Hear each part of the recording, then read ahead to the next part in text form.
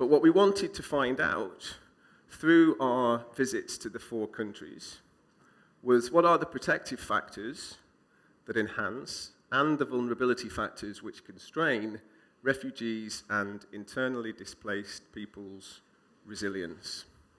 So as you can see, most of the research was carried out across the winter 2016.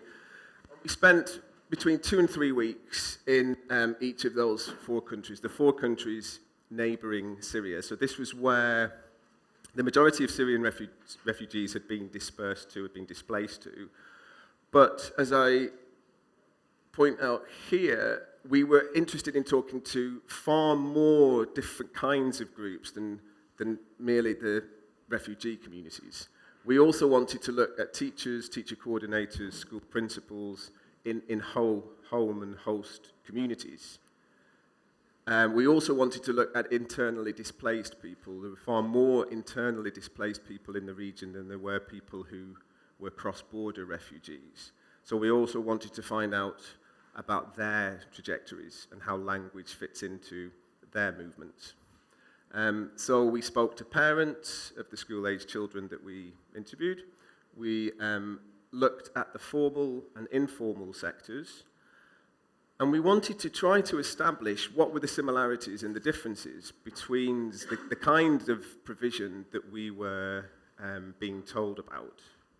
So we carried out lots of interviews, lots of face-to-face interviews.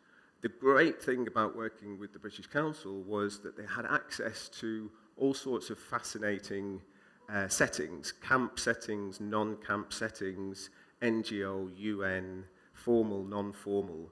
So I was able to do lots of lesson observations in all sorts of different environments.